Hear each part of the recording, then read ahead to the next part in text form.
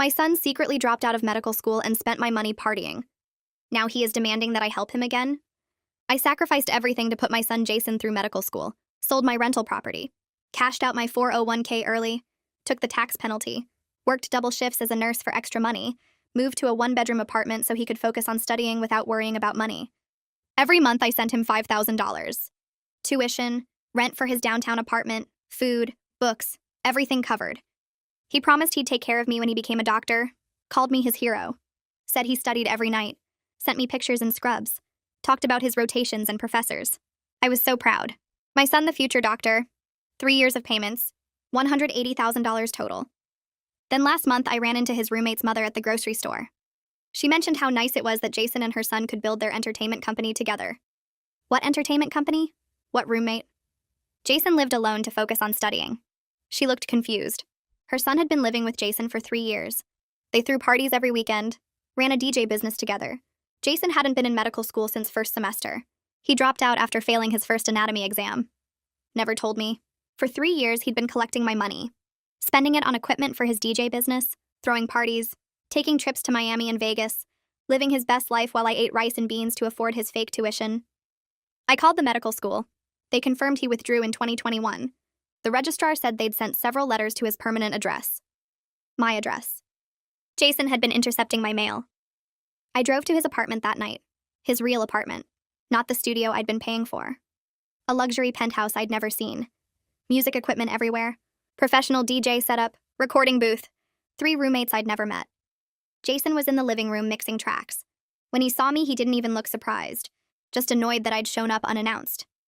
I asked him about medical school. He shrugged, said it wasn't for him. Too much memorization, too many rules.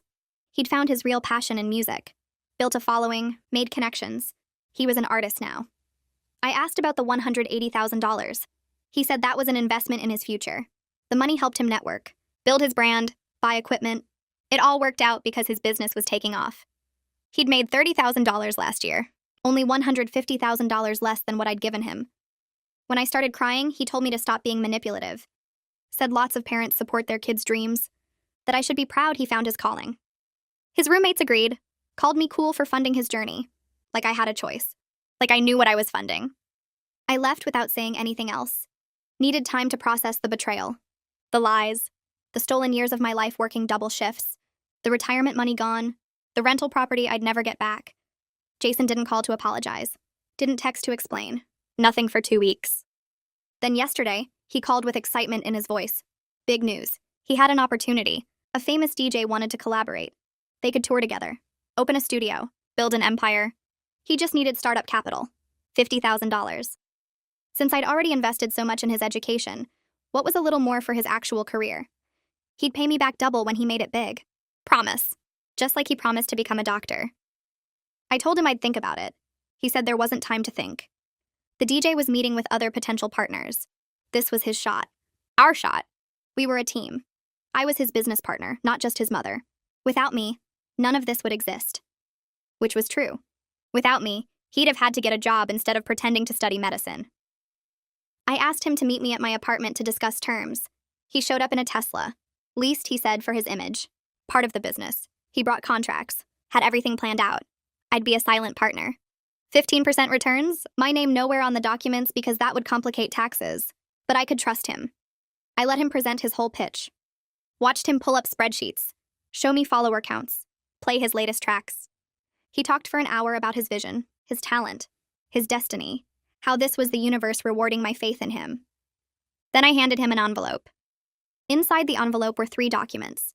A cease and contact letter printed on law firm letterhead. A spreadsheet listing every single payment I'd made over 3 years with dates and amounts. A small claims court filing for the maximum amount allowed in our state. Jason pulled them out one by one. His confident smile faded as he scanned the first page. Then the second. His hand started shaking slightly when he got to the court filing. He looked up at me with confusion replacing the cocky expression he'd worn all evening. His mouth opened, but no words came out. I watched him realize I wasn't the easy target he'd counted on, that I'd actually done something instead of just crying and giving in like always. Jason set the papers down and laughed. It sounded forced and nervous. He said the legal papers were a joke, that I couldn't sue my own son. His voice had an edge to it now, not the smooth sales pitch from before. I told him my attorney explained that fraud is fraud no matter who commits it. Family relationships don't change the law. I had 3 years of documented lies, intercepted mail, fake photos and scrubs, made up stories about rotations and professors, every single piece of evidence saved and organized. His laugh died completely. He switched tactics fast. The tears came suddenly, streaming down his face as he said he thought I believed in him, that I supported his dreams, that parents are supposed to help their kids find their passion. His voice cracked just right. His shoulders shook. I stayed silent and watched him perform. Remembered how he'd cried exactly the same way when he showed me his fake medical school acceptance letter. The same hitching breath, the same wounded expression. Back then, I'd hugged him and told him how proud I was. Now I just sat there and let him work through his act. When the tears didn't work, his face changed. The sadness vanished like someone flipped a switch. Anger took its place, hot and immediate. He stood up fast enough that his chair scraped loudly against my floor. He said if I went through with this, I'd never see him again. He'd cut me out of his life completely. No calls, no visits, and no relationship. I'd lose my only son over money. I stood up too and told him he already did that. 3 years ago when he chose to steal from me instead of being honest, when he intercepted my mail and lied to my face every single day. I picked up my purse and headed for the door. His voice got louder. He called after me saying I was ruining his life, that I was supposed to be his mother, that the lawsuit would destroy his credit and his future. His roommate's doors opened. 3 guys emerged looking uncomfortable and confused. They'd clearly heard everything. One of them, younger with dark hair, looked genuinely shocked. He said quietly that they didn't know Jason was lying to me about school, that Jason told them the money came from his trust fund. The other 2 nodded, looking embarrassed. I believed the dark-haired one based on how stunned he seemed. Jason told them to shut up and go back to their rooms. They didn't move. I left without saying anything else. Got in my car with Jason still yelling from his doorway. My hands shook so badly I could barely get the key in the ignition. But underneath the shaking was something else, something stronger. I'd actually done it. Confronted him. Handed him legal papers instead of another check. Said no instead of yes. I drove home and sat in my parking spot for 10 minutes just breathing. Then I called Martina. She answered on the first ring like she'd been waiting. I told her I went through with it, that I actually served him the papers and didn't back down when he cried and yelled. She said she was proud of me, that she knew how hard that must have been, that Jason had been manipulating me for years, and it was time someone stood up to him. The next morning, my phone started buzzing before I even got out of bed. Text after text from Jason. The first few were apologies saying he was sorry and didn't mean what he said. Then they shifted to threats about never speaking to me again. Then guilt trips about how I was ruining his life and destroying his dreams. How could I do this to him after everything? How I was supposed to love him unconditionally. How other parents support their kids without demanding payback. I screenshot every single message, forwarded them all to Samuel Cartwright, the attorney whose name was on the letterhead. He responded within an hour saying this was perfect, that the messages established a clear pattern of manipulation and would help our case significantly. Samuel called me that afternoon. He explained that small claims court had limits on how much I could recover. The maximum in our state was $15,000. But filing created an official legal record of the fraud. It put pressure on Jason to negotiate or face worse consequences. He said we might be able to pursue criminal fraud charges if we could prove Jason intentionally deceived me. The intercepted mail was strong evidence of intent. So were the fake photos and made-up stories about professors. Samuel said he'd handled cases like this before, and while they were difficult, they weren't impossible. Especially with documentation as thorough as mine. I met with Alana Devine 2 days later. Martina had recommended her as a financial advisor who specialized in helping people recover from major financial losses. Her office was small but professional with certificates on the wall and family photos on her desk. She was probably 50 with kind eyes and a gentle voice. She asked me to bring all my financial records, bank statements, tax returns, documentation of the rental property sale, my 401k withdrawal paperwork, everything. She spread it all out on her desk and started calculating. Her face stayed neutral, but I could see her jaw tighten as the numbers added up. Alana turned her computer screen toward me. She'd created a spreadsheet showing the full damage. $180,000 in direct payments to Jason. Another $90,000 in potential investment growth if I'd kept that money in retirement accounts instead of sending it to him. The rental property I sold would be worth $150,000 more in today's market based on area appreciation rates. The early 401k withdrawal cost me $40,000 in penalties and taxes that I paid to the government for nothing. She scrolled down. The numbers kept going. Lost compound interest. Reduced Social Security benefits because I'd worked fewer high-earning years. The opportunity cost of the double shifts I worked that damaged my health and left me exhausted. The total came to $460,000. Alana turned the screen back toward herself and clicked through a few more calculations. She printed out a summary sheet and slid it across the desk. The numbers looked even worse on paper. I'd need to work 10 more years than I planned, maybe longer depending on my health. My retirement wouldn't be comfortable anymore. It would be tight. Careful. Every dollar counted because Jason had taken the cushion I'd spent 20 years building. Alana asked if I had any questions about the projections. I shook my head. The numbers were clear enough. She suggested we schedule a follow-up meeting in 2 weeks to start planning recovery strategies. I agreed and wrote the date in my phone calendar. Then I just sat there staring at the paper. All those years of double shifts reduced to a spreadsheet showing how far behind I was. Alana didn't rush me. She kept working on her computer and let me process. After a few minutes, the tears started. Not dramatic sobbing, just quiet crying that I couldn't stop. This was the first time I'd actually cried since discovering the truth. Everything before had been shock and anger and frantic activity. But sitting in Alana's office looking at the numbers made it real. Jason had stolen my future. Not just money, years of my life, the retirement I'd earned, the security I'd sacrificed everything to build. Alana pulled a tissue box from her drawer and set it next to me without saying anything. I took several tissues and tried to get control of myself. She waited until I'd stopped crying before speaking. She told me about resources for financial recovery after family fraud, support groups, legal aid organizations, financial counseling programs specifically designed for people rebuilding after this kind of betrayal. I realized from the way she talked that I wasn't the first parent she'd helped through this. Other people had sat in the same chair crying over the same kind of loss. That should have made me feel better, but it just made me sadder. How many parents had their kids done this to? 3 days later, Samuel called while I was at work. I stepped into the break room to take the call. He said Jason's roommate Joshua had reached out through a mutual contact. Joshua wanted to talk to me. Samuel said Joshua felt guilty about using my money without knowing where it came from. He had information that might help the case. Financial records from the business partnership. Documentation of how Jason spent the money. Samuel asked if I was willing to meet with Joshua. I said yes immediately. Any evidence that strengthened our position was worth pursuing. Samuel gave me Joshua's number and told me to let him know after the meeting. I called Joshua that afternoon.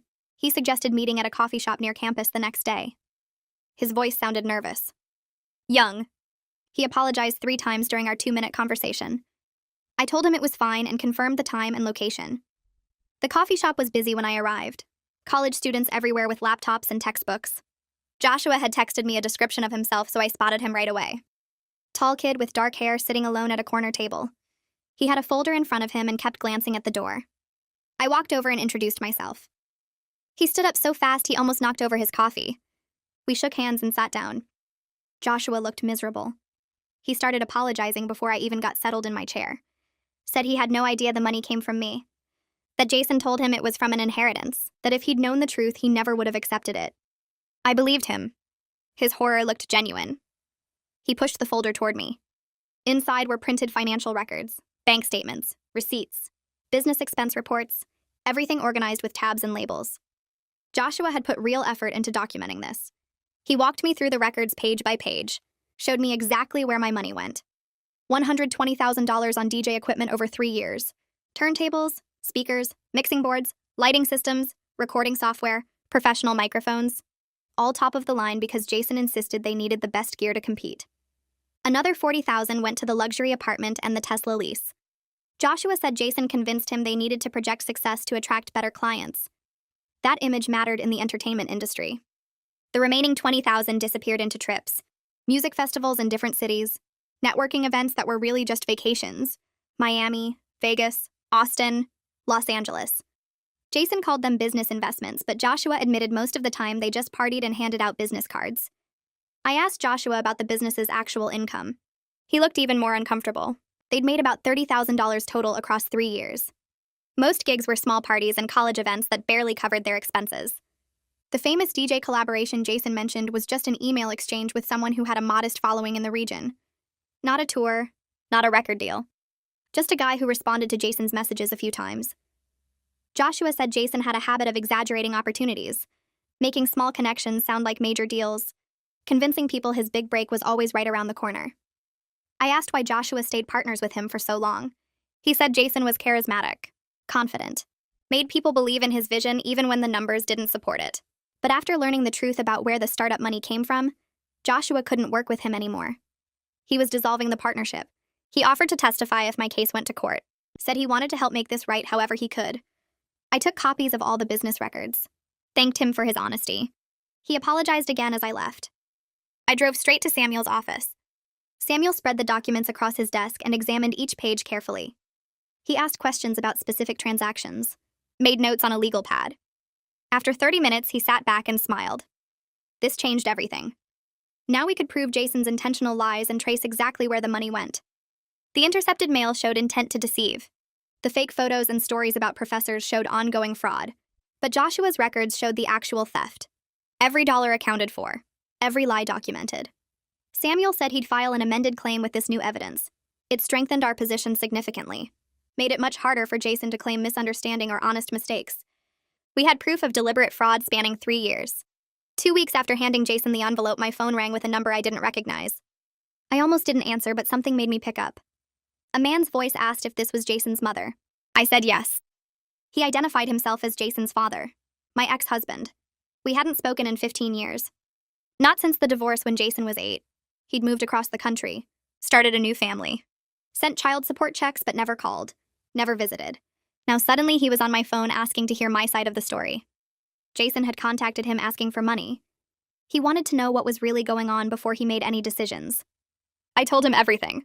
The fake medical school, the 3 years of payments, the DJ business, the luxury apartment and leased Tesla, the $180,000 gone, the legal papers I'd served, the evidence we were gathering.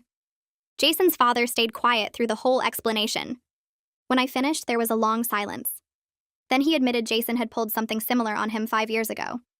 Jason claimed he needed $10,000 for a summer medical program abroad. His father sent the money.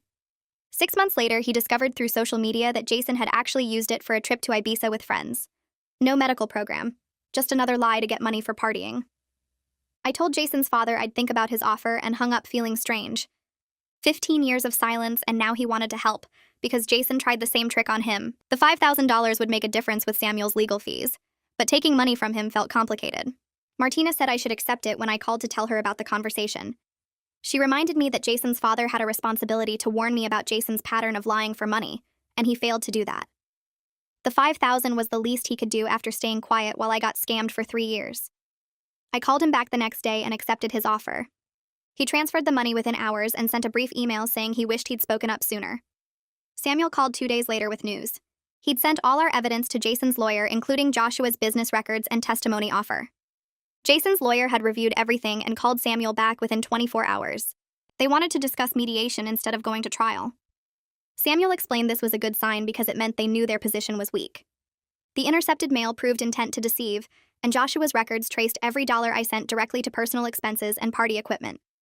If we went to court, the evidence would make Jason look terrible, and he could face criminal fraud charges on top of civil penalties. Mediation meant they wanted to settle quickly and quietly before things got worse for Jason. I asked Samuel what mediation would accomplish, and he laid out the reality.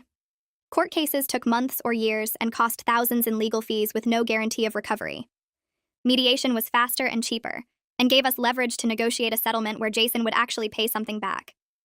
Samuel said we had enough evidence to push for a real agreement with payment terms and legal acknowledgement of what Jason did. I wouldn't get all my money back, but I'd get more than if I just walked away, and I'd have legal documentation holding Jason accountable. I agreed to mediation, even though part of me wanted to drag Jason through court and make him face a judge. Samuel scheduled it for 3 weeks out to give us time to prepare our settlement demands. Martina helped me put together a list of what I wanted from mediation. Not just money, but acknowledgement and consequences. I wanted Jason to admit in writing that he lied and stole from me. I wanted a payment plan that would last years, so he'd face the consequences of his choices for a long time. I wanted him to sell his expensive DJ equipment to make an immediate payment that showed he was serious.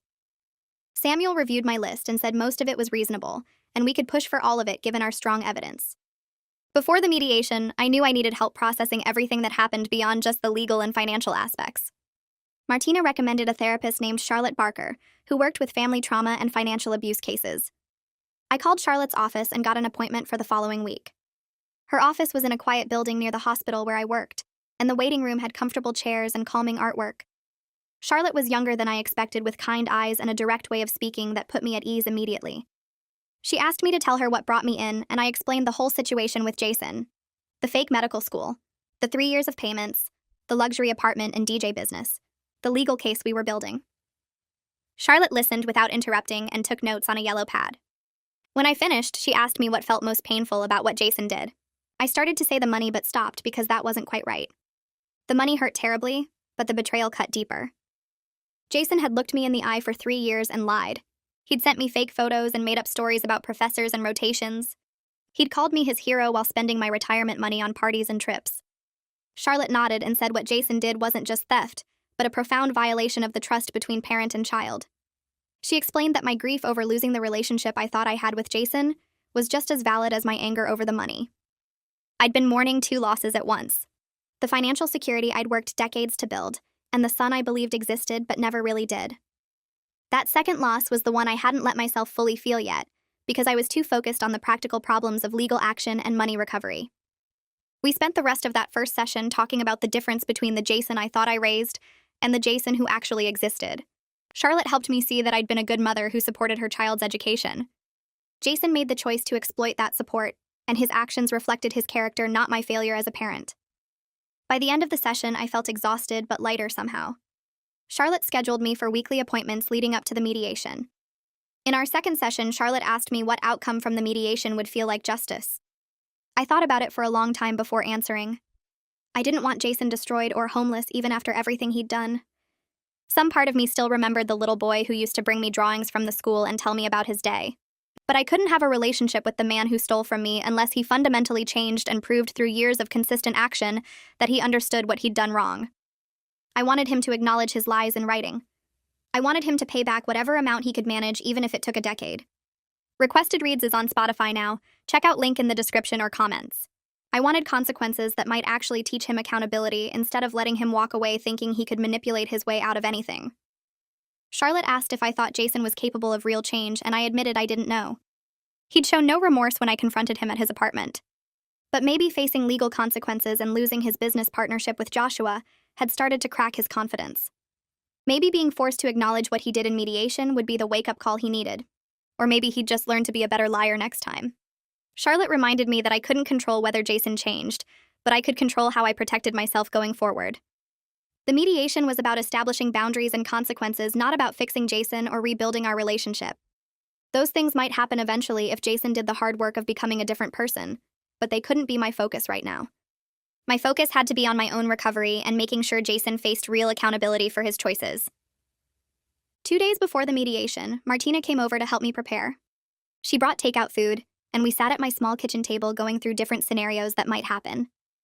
Martina played Jason, trying different manipulation tactics while I practiced staying calm and focused on the facts. She pretended to cry and apologized dramatically.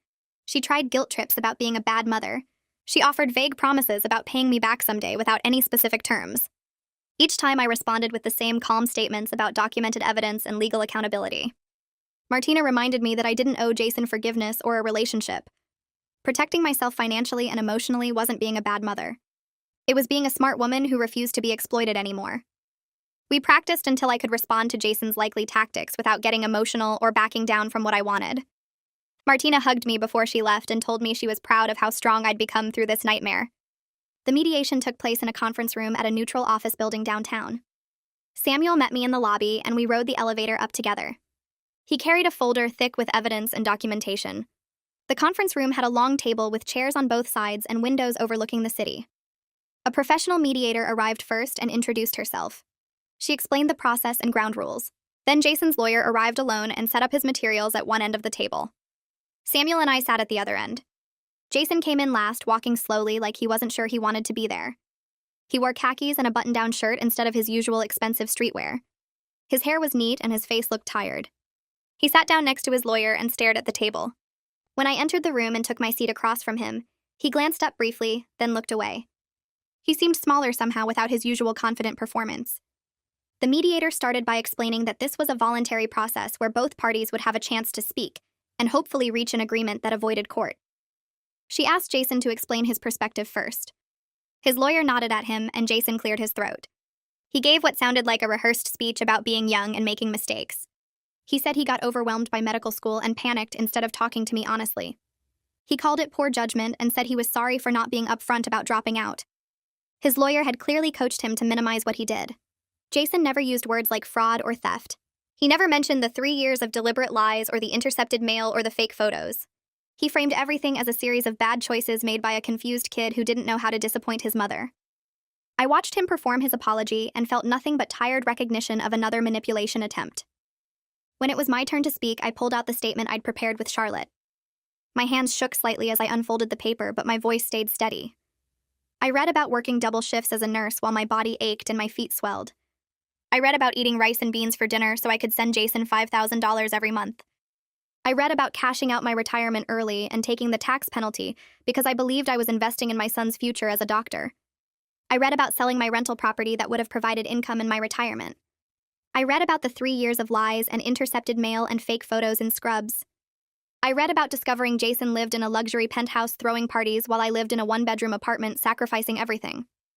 I read about the $180,000 gone and the additional hundreds of thousands in lost investment growth and retirement security. I read about having to work 10 more years than I planned and facing a diminished retirement because my son chose to steal from me. When I finished reading, there was silence in the room. The mediator looked at Jason and asked if he understood the harm he caused. There was a long pause. Jason's lawyer started to speak, but the mediator held up her hand. She kept her eyes on Jason and waited. Finally, he said yes quietly without looking up. His lawyer immediately tried to move the conversation toward settlement terms, but the mediator stopped him. She told Jason that she needed him to respond to what I'd said, not just acknowledge it.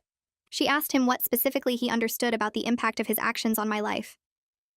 Jason shifted in his chair and looked down at his hands for a long moment.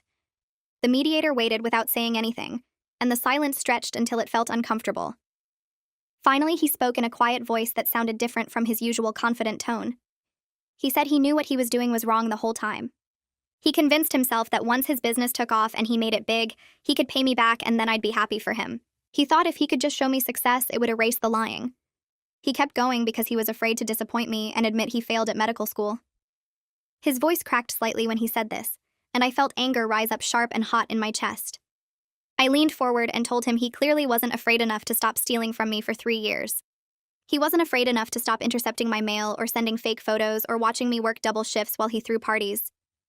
The mediator held up her hand gently and asked me to let her handle the questioning, but I could see she understood my anger. She turned back to Jason and asked him if he understood that fear of disappointment doesn't justify fraud. He nodded slowly and said yes. She asked if he understood that his mother sacrificed her retirement and her health because she believed his lies. He said yes again, even quieter. Then she looked at both lawyers and said it was time to discuss settlement terms. Samuel opened his folder and pulled out the proposal we'd prepared together over the past week. He laid out the terms in a calm, professional voice that made everything sound reasonable and fair. Jason would pay back $50,000 over 10 years through monthly payments of $417. He would sell his DJ equipment immediately to generate a $20,000 payment up front.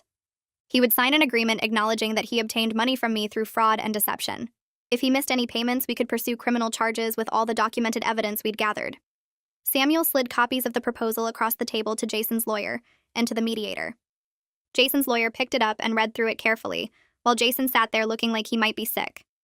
His face had gone pale and he kept glancing at me, then looking away. His lawyer finished reading and set the paper down. He cleared his throat and said his client was willing to settle for $30,000 total with no admission of fraud. Samuel didn't even pause before he said no. The mediator wrote something on her notepad and called for a 15-minute break. She stood up and left the room first, and everyone else started gathering their things. Samuel leaned over and spoke to me in a low voice while Jason's lawyer talked to Jason at the other end of the table.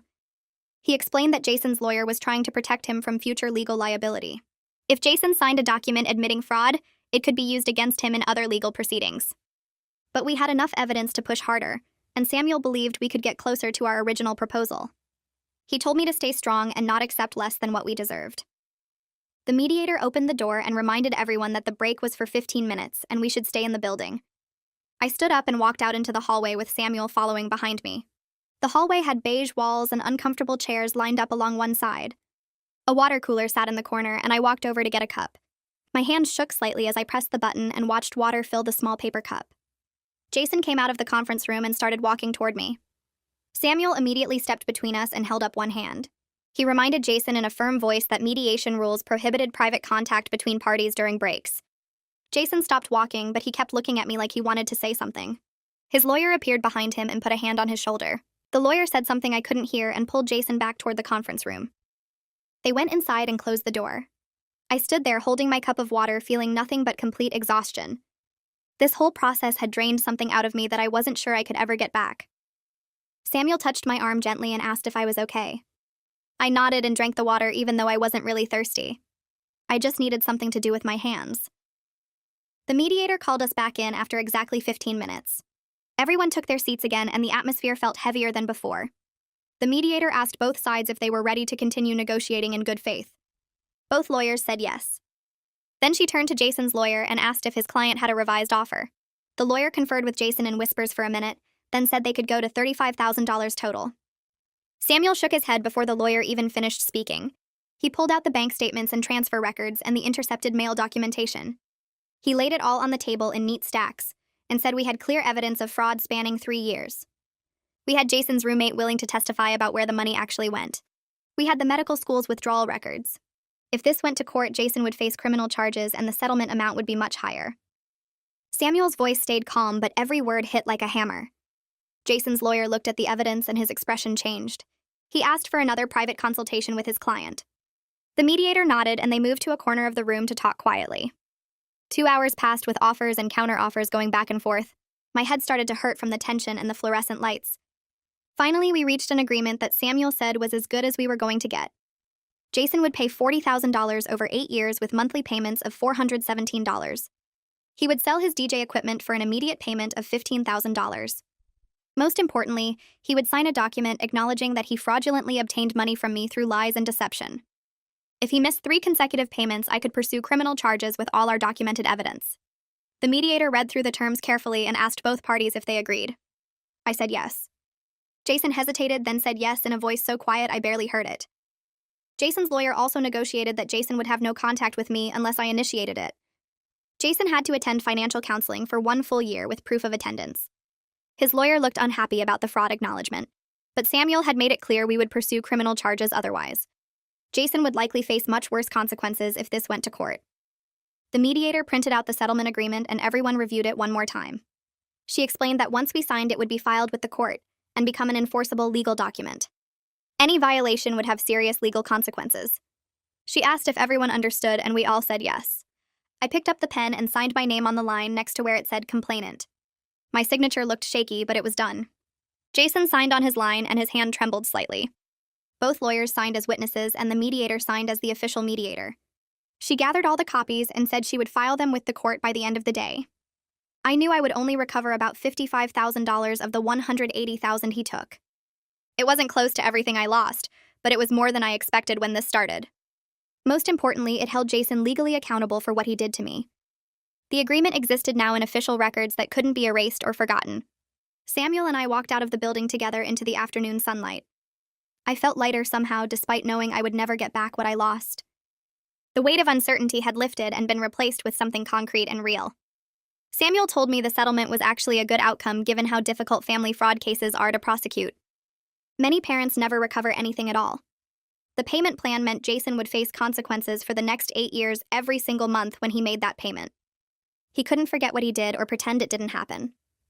Samuel shook my hand and said he would send me copies of all the filed documents within a week. I thanked him for everything he'd done and walked to my car alone. 2 weeks later, I checked my bank account and saw a deposit for $15,000 with a reference number from the equipment sale. My heart jumped when I saw it because part of me hadn't believed Jason would actually follow through.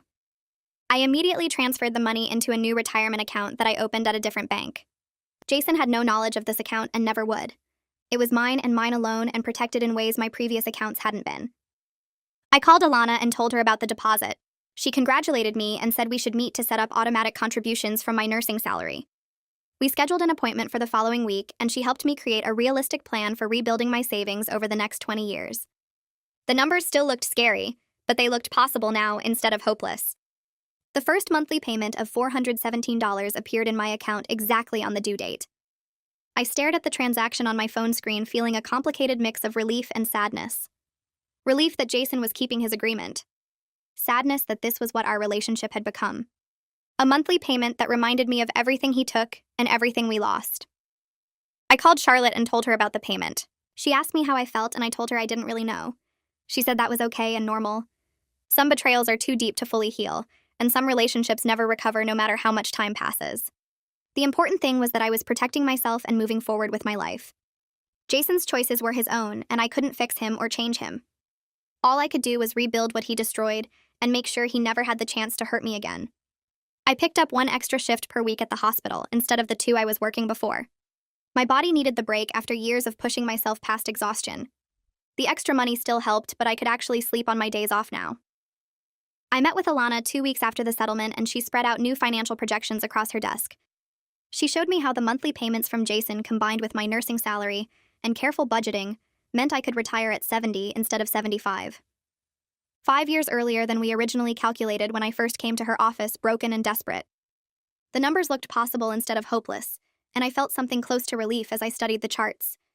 Martina called me the following week and suggested I start looking at the rental property market again. She reminded me that I had some settlement money coming in now, and maybe it was time to think about rebuilding that part of my life. I told her I wasn't ready to buy yet, but the idea didn't make me want to cry anymore. I started researching properties online during my lunch breaks at work. Small condos and townhouses that could generate rental income.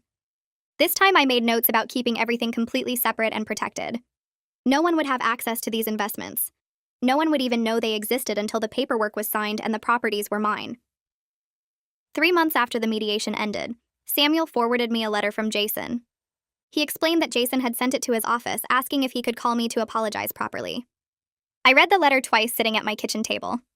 Jason's handwriting looked rushed and the words felt rehearsed, but he was asking for permission to talk. Samuel included a note asking what I wanted to do. I called him back and told him I wasn't ready for contact yet. Maybe someday, but not while I was still rebuilding what Jason destroyed. Samuel said he would respond and let Jason know. He reminded me that I controlled the terms of any future contact, and I should take all the time I needed.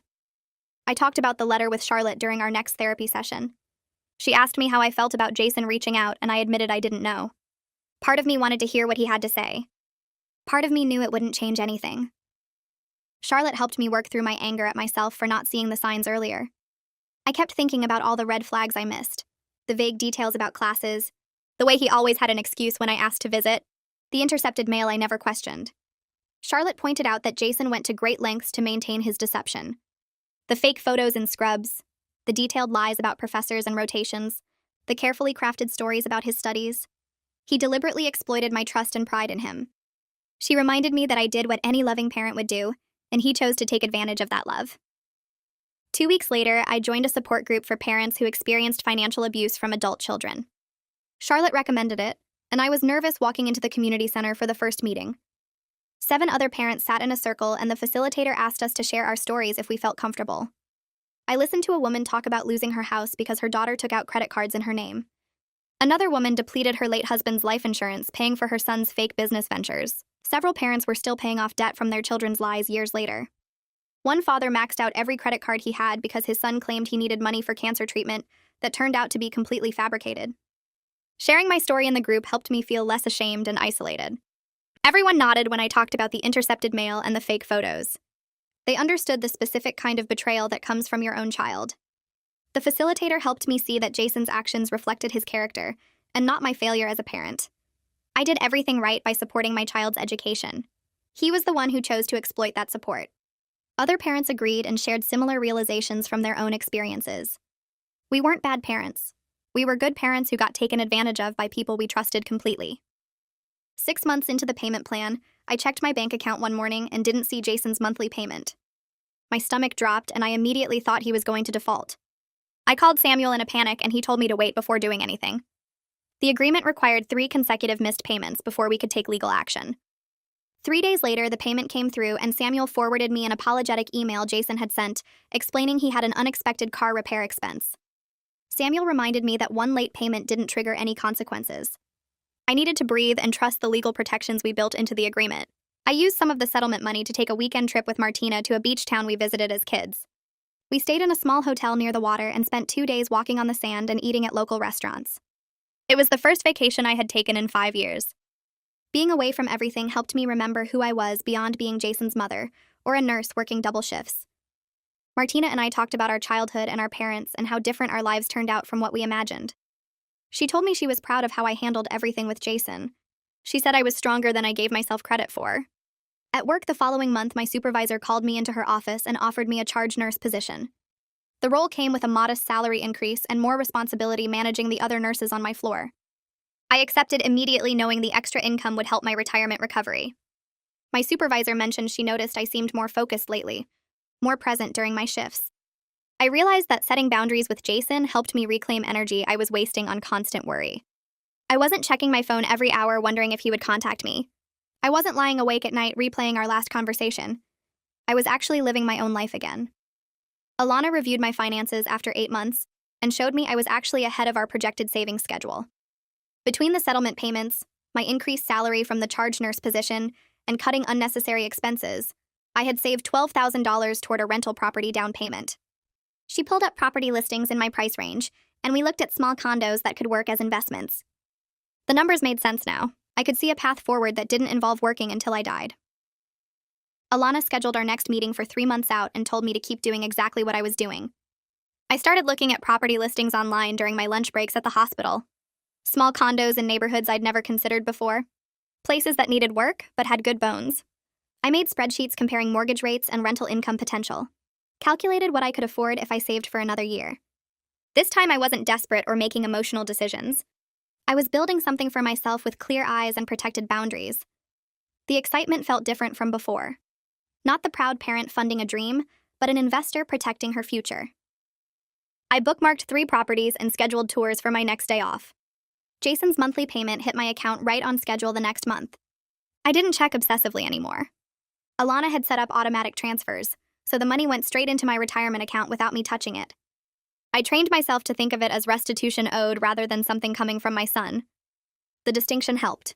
He wasn't supporting me or helping me. He was paying back what he stole.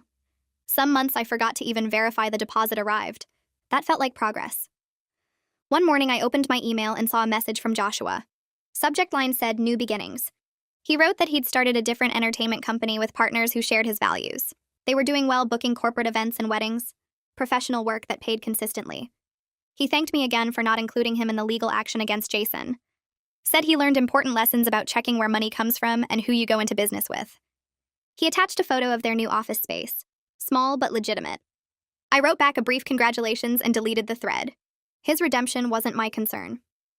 Charlotte asked me during our next session if I felt ready to reduce our appointments. Weekly therapy had helped me process the worst of the anger and grief. I sat there thinking about how I used to obsess over Jason constantly. Now I went whole days without thinking about him at all. My mental energy focused on work and my own financial recovery rather than replaying his betrayals. I told Charlotte I thought bi-weekly sessions made sense. She smiled and said that was healthy progress. We scheduled our next appointment for 2 weeks out. Martina called me on Saturday morning and said she'd found a condo I needed to see. We drove to a neighborhood near the university. The building needed exterior work, and the unit had outdated appliances, but the location was perfect for student rentals and the price reflected its condition. We walked through together while I took notes. Martina pointed out what could be fixed easily and what would cost serious money. I calculated the numbers in my head. If I saved for 6 more months, I could afford the down payment and still have an emergency fund. Standing in that rundown kitchen, I felt capable instead of desperate. I wasn't the woman who sold everything for Jason's lies anymore. I was someone rebuilding with intention and wisdom. 2 years after the mediation, Samuel forwarded me a letter. Jason had sent it through proper legal channels per our agreement. I opened it slowly. His handwriting looked the same.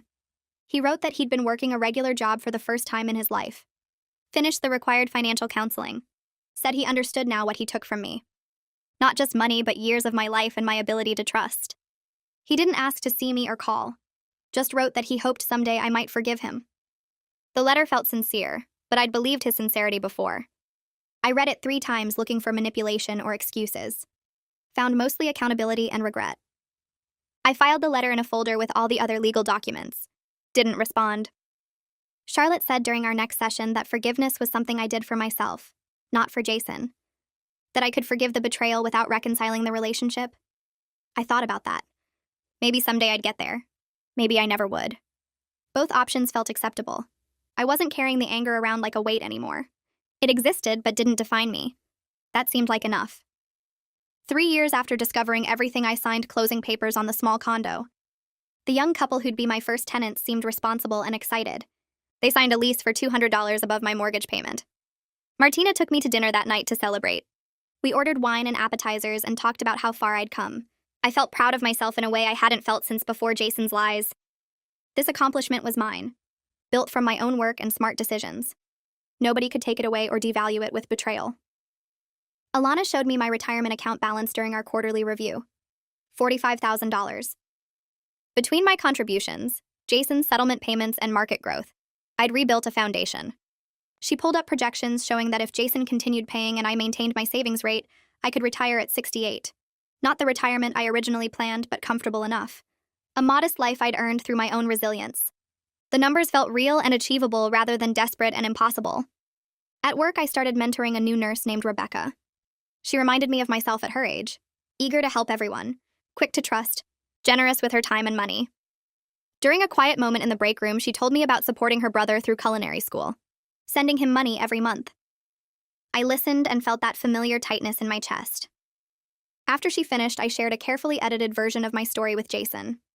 Told her that supporting people you love is beautiful, but protecting yourself is necessary. She looked surprised. Said she'd never thought about setting boundaries with family. I told her to think about it now before she learned the hard way like I did. She thanked me, and I hoped she'd actually listen. Some lessons shouldn't require complete devastation to learn. 4 years passed with payments arriving every month like clockwork. I stopped checking my account anxiously and let the automatic deposits build my retirement fund back up. Samuel called one afternoon to tell me Jason's lawyer had reached out about the final payment schedule. Jason wanted to confirm the last 5 months of payments and make sure everything was properly documented. Samuel sounded surprised when he told me this, and I felt something unexpected stir in my chest. Jason was actually following through. He'd paid $35,000 of the $40,000 he owed, and he was planning to finish what he started. I sat with that information for a long time after hanging up with Samuel. During my next session with Charlotte, I mentioned the phone call and admitted I felt a small amount of respect for Jason's consistency. The words felt strange coming out of my mouth after years of anger and disappointment. Charlotte leaned forward and told me this was healthy progress. I could acknowledge positive actions without forgetting the harm he caused or rushing to reconcile. She reminded me that seeing someone do the right thing didn't mean I had to trust them again or let them back into my life. It just meant I could recognize growth without compromising the boundaries that kept me safe. I nodded and felt lighter somehow, like I'd been carrying a weight I didn't know was there. 5 years after sitting in that mediation room, I met with Alana to review my retirement plan. She pulled up my accounts and showed me numbers that made me smile for the first time in a financial meeting. 2 rental properties generating steady income. A retirement account with enough money to support a modest lifestyle. 0 debt. I'd rebuilt approximately 60% of what Jason took from me. Alana pointed out that while it wasn't everything I'd lost, it was enough for a comfortable retirement at 69. I could stop working the extra shifts. I could travel a little. I could live without the constant fear of running out of money. The numbers felt real and achievable instead of desperate and impossible. I signed the paperwork to adjust my retirement contributions and walked out of her office feeling proud of what I'd accomplished through my own determination and smart choices. I think about Jason sometimes when I'm alone in my apartment or walking through the grocery store where this whole nightmare started. I wonder if he genuinely changed or just learned to hide his selfishness better. I wonder if he ever thinks about what he took from me beyond the money. But mostly I think about my own strength in surviving his betrayal and building a new future from the wreckage he left behind. I protected myself when it mattered most. I held him accountable when he expected me to enable him again. I proved that even devastating losses can be recovered from with determination, support from people who actually care, and boundaries I'll never compromise again. My retirement won't be what I originally planned when I sold that rental property and cashed out my 401k. It won't include the extra years of compound interest or the financial security I sacrificed for his fake medical degree. But it will be mine, earned through my own work and protected by lessons I learned the hardest way possible. I built this life from nothing after Jason destroyed everything, and nobody can take it away from me ever again. Well, that wraps up whatever this was. If you stayed until the end, I assume curiosity got the best of you. Might as well come back next time and see if I top it.